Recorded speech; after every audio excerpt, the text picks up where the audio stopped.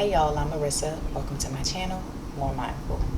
Okay, so thank you all so much. Thank you for those who have subscribed to my channel, whether it's for my mama videos or for my lock journey videos. I thank you so much for coming in and just, taking interest in the things that I have to say. So you got pardon me. I went out last night. I don't drink. I don't do the social, I don't do any of that stuff, but I feel like I did it all last night just because I was out way past my bedtime. And it was chilly. So if my voice goes in and out here and there, that's why. um, but I actually I don't know, I just thought that I had some free time to hop on here, even though I'm sleepy and everything, to kind of just hop on here and talk about something that I saw, of course, on social media the other day, and the thoughts that it kind of invoked for me. So there was a post about boys and circumcision, and basically that we talk about how we should not sexualize, babies in general, but specifically boys, calling them certain names or whatever. Like, we shouldn't sexualize their behaviors, their normalcy or their normal behaviors. Taking our adult or socially, learned behavior thoughts and putting it onto a baby whose behavior and actions are just kind of primal. You know what I mean? We shouldn't sexualize or over sexualize those things. So anyway, that's what the post was saying, but it actually mentioned, we talk about not doing that with these baby boys, but we do that, or the first way that we do that is when we have them circumcised. And I don't know, I thought it was a really interesting point because I never thought of it like that. You know what I mean? I never thought of it like that. From my understanding, circumcision was supposed to be this medically, I don't know, like what, medically, what's the word I'm looking for? I guess recommended, tested, reviewed, recommended over the years, that you should get rid of the baby boy's foreskin, I believe is the word. And, it'll help keep him cleaner. It'll help to keep him from catching sexual transmitted diseases and things of that nature. It'll just help keep him cleaner because I guess, vividly speaking, when the boys get older, the hood or the foreskin covers up the head or the tip of, their private, their penis, and you're supposed to pull it back and then wash around. Like, you have to be taught. I mean, listen, I'm a woman, I'm a mama, okay? We have, the whole shebang down here, okay? Like, every girl's may be shaped differently, but we have a hood, that's what they call it. And don't get me wrong, because don't expect me to know all of the lingo, okay? I'll leave those some parts down here, but I don't know all the lingo. But we have something called a hood. We have the labia, which to me is also a hood. We have just your lips, you know what I mean? Like, and granted, again, some girls are, many women have different shapes, so I can't sit here and say that my shape is the exact or identical to the next woman's, because it's not. But the lips can be a hood, you know what I mean, depending on how, thick they are, and so on and so forth.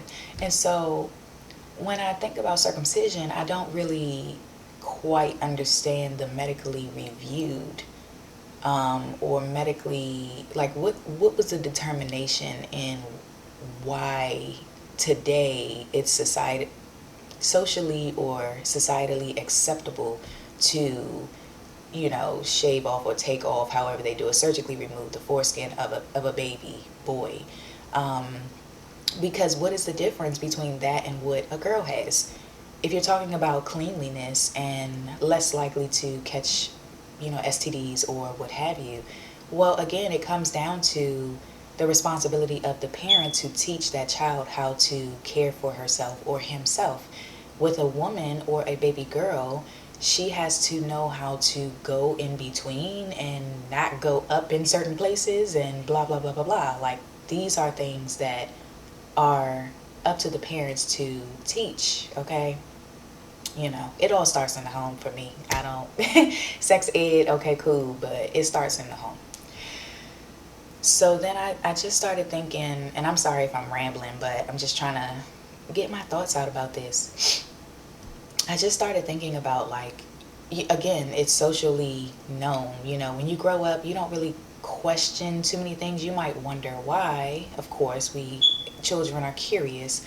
You wonder why boys get circumcised, but it again is so socially normal that I think it's supposed to be abnormal if you aren't circumcised, or maybe it might even be embarrassment or something like that for boys who are not circumcised, because it seems like a lot of guys are. But again, I don't know. I'm not a guy. This is just from what I've seen, as a youth or whatever. And I just remember, I remember growing up and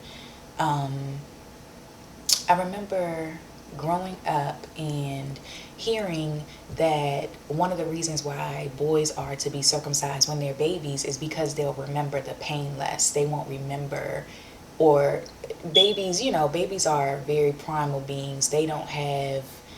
They're like where we adults are trying to get back to in terms of like mind over matter. They don't quite, or just not categorizing things based on our perception, because we know that everything is perception. Pain is a perception.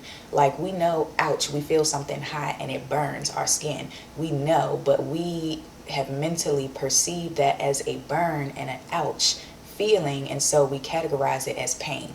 But babies don't have all of that categorization. Like, they haven't built that yet. And that's why I say we're trying to get back to that, because babies are truly fearless. Like, a lot of babies, or most babies, seem to be so fearless. They'll do anything and don't think twice about it, and they seem to do just fine. But as adults, it's like we are like the opposite. We're very, conscious of things and very hesitant and resistant of things, while babies are not. And so I understand the concept of doing things, whether it's ear piercing or, the circumcision thing or what have you, when they're really young, so they don't, because they haven't conceptualized or categorized the idea of what's great and happy versus what's pain and sad or whatever. So I get it, but again, I guess I don't know. Like, I don't really know how I feel about it, but I'm a pretty private person, but you can obviously tell that it's not something that I wanted my son to get. I think it's obvious by this video, right? It's just not, and I don't want to stay on the matter of circumcision because, again, I don't knock doctors or westernized medicine or anything like that, but I do have my things about it. And I feel like I talked about this in my video, where I was basically talking about some of the socially accepted and expected things that we do and actions that we're taking have been ingrained in us for so many generations, or not even so many, but just enough generations that we feel we got to do it. We feel bad when we go against the grain, and for a lot of people, I'm gonna just put it out there, for a lot of mamas, because I can't be no punk bitch, for a lot of mamas, that's vaccinations, okay, child vaccinations that they may not understand, just doing certain things that they don't understand, but they say, oh, this is what you need to do, and it's like, why? You know what I mean? Like, okay, cool, but why? You know what I'm saying? Like, okay, so, like, what are you saying? Like, you know what I mean? It's like a weird sense, because for me, when I was in the position of being pregnant, and I would get all of the paperwork, I would get all of these documentation to say that this is the needed shot at this time and by this month and blah blah blah, and I would just be reading over this paperwork like like, what is this for again? When did this come out? Was there an outbreak of some kind? Like, I don't know. It's just very strange to me. Like, you're recommending all of these things, and sometimes I feel like we don't trust our bodies enough. When our bodies are like machines, really, and very graceful to us. Like, they're very graceful to us in terms of being regenerative and being able to heal. You know what I mean? Like, I do definitely, I'm one of those people that feel like our bodies can heal from anything. And that's just my thought process. But, you know, I also recognize that we are up against, you know, bad air quality, bad food quality, bad water quality. I do recognize that. But I think that when you do put certain things in your body, or you do certain things, you do kind of take away or deprive your body of certain natural elements. Like, we have metals, natural metals. Every metal on the periodic table, I believe, is in our body in some kind of small percentage or larger percentage depending on the metal. You know what I mean? Like, all of this stuff is very natural science. That's why science is nature and nature is science to me, because it's not difficult to understand. Like, our bodies are regenerative. You know, we eat, the foods that we eat contain certain things, certain minerals and things like that that regenerate. You know what I mean? We lose things and we get it back. And I just think that when you have a baby and they're pushing you to do all of these different things, or to get all of these different things and put it into your baby's body, sometimes it just makes me wonder why. You know what I mean? I feel like the baby's body is built the way that it's meant to be built. And that's not, you know, that's not to ignore that, you know, we have, you know, babies do come out with some issues. That's not to ignore that at all. But for a baby that's quote unquote normal and healthy, or whatever you want to call it, give them a chance. You know, give their immune system a chance, give their bodies a chance. And I guess I kind of look at circumcision the same way. I just don't see medically or aesthetically what the reason for circumcision is. I don't see it. And if you can relate to me and my thoughts on that circumcision thing, or what have you, please leave a comment down below, like the video, let me know, because I know I'm not the only one. I know this because obviously I saw this on social media, okay? So I know I'm not the only one. But that gets me into like the last thing I want to say before I end this video, which is that I think I'm just so grateful that I'm a mother in this day and time, because so many things were so taboo at one point in time. Even the thoughts, at one point in time in the birth world, you had midwives, okay? You had that sister midwife, you know, she might be an elder who would go to the many different houses, and they would birth each child. You know what I'm saying? You might have had one or two in town. And then hospitals came along, and then there was a lot of propaganda that was talking about that having a home birth was kind of seen as dirty and unsanitary, and that it wasn't safe. But these midwives were well educated in their own science on how to birth a baby, how to help mother support mama, because mama's birthing, to support mama to bring that baby into this realm. And they knew what to do to take care of mama after the fact. Just like you have all of these, you know, elixirs and remedies to help mama snap back out of postpartum and whatever symptoms she's having is immediately after she has her baby. And a lot of those things were considered the way, you know what I'm saying? And that just is what it is. Like, I don't knock that, because to me it was a little closer to source and a little closer to the natural way that our bodies move. It just made sense. But of course, we started getting into hospitals, and and it's a lot of history that leads up to that point.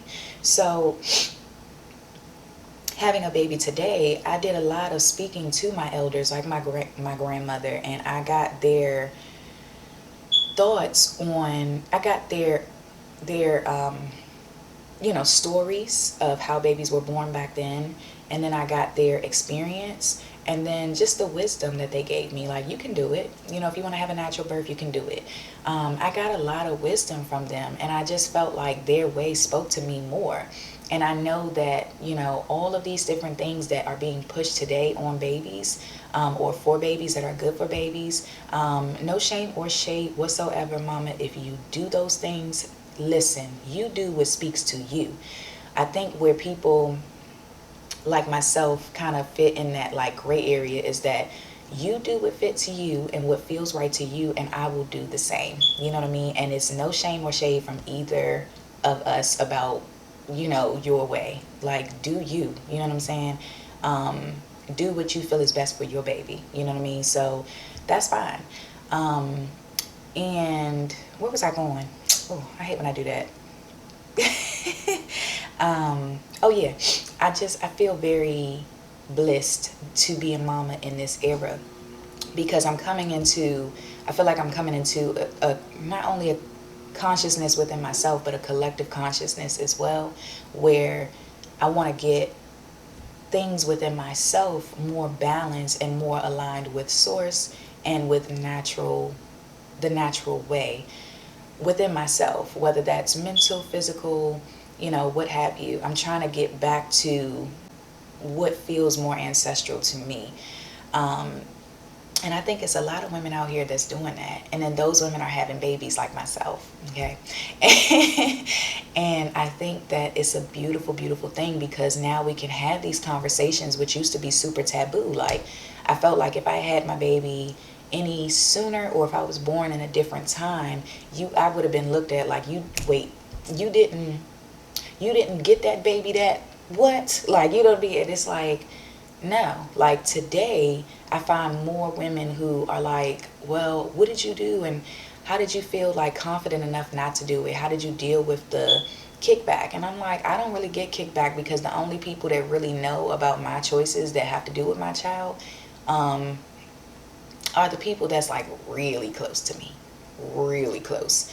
But beyond that, I've learned to just keep certain things to myself. I mean, granted, I'm doing YouTube and I'm talking about it, but as far as like family and just certain people, I don't feel the need to bring it up. Especially if I don't expect to be questioned, or I don't want to be questioned, because I'm the type of person, I will shut down on you real fast, because I don't feel the need to defend my decisions, when my decisions ain't just some surface ass shit. It's not just I'm gonna just be a rebel. No, when I make a choice and a decision, I go through the motions. Sometimes I cry about it, because I just feel so strong and so like pulled to not do something that I thought was just normal, or I feel so strongly about going against the grain. And it hurts, you know what I mean? Sometimes y'all, this is so real. I'm talking so from the heart right now. Like, it really does hurt sometimes to go against the grain, because for a long time I was afraid, for my son. I was not afraid, but I guess I just had to really trust. Like, when you become a mama, that's a trust. You got to trust, oh my God, that your decisions are the right decisions, and not to allow the negativity or people's negativity or thoughts of your actions to create a reality that you don't want, or that you never would have created if they didn't speak negatively onto you. And so I hope that makes sense. But it takes a strong, strong person. And I think when you become a mama, you come into that, you know what I'm saying? And then even some mamas, they'll come into it and they'll do something and they'll feel like, damn, I shouldn't have did that. Like, I went against my own gut when I did that shit. Why did I do that? And usually it's because of the others, you know what I mean? Or what we thought, we wanted to do. And then they say from now on, I'm following my gut. I'm not doing, all of that unnecessary stuff to me. But yeah, like that was real. Like, I just kind of talked myself through that. Like, the I don't know if people have this idea that it's just so easy to just go against the grain. Like, oh no, I'm not getting my son circumcised. Oh no, I'm not getting these certain vaccines. Oh no, I'm not doing these things. Like, that stuff is never an easy.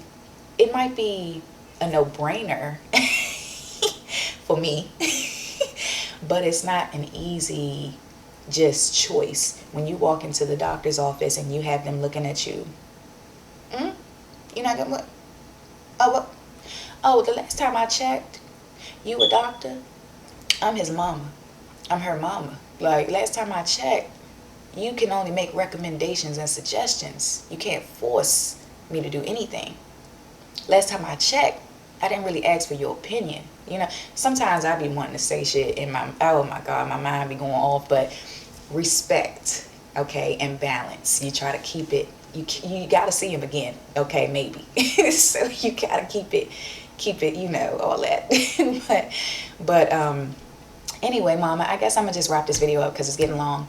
I'm going to just wrap up by saying that, you know, whatever it may be that you feel like you've come into that's been socially expected, put onto you as a child and kind of a part of just, you know, what you've known. And as you've gotten older, you kind of stepped away from things or just like really like re-examined our behaviors and the things that we do.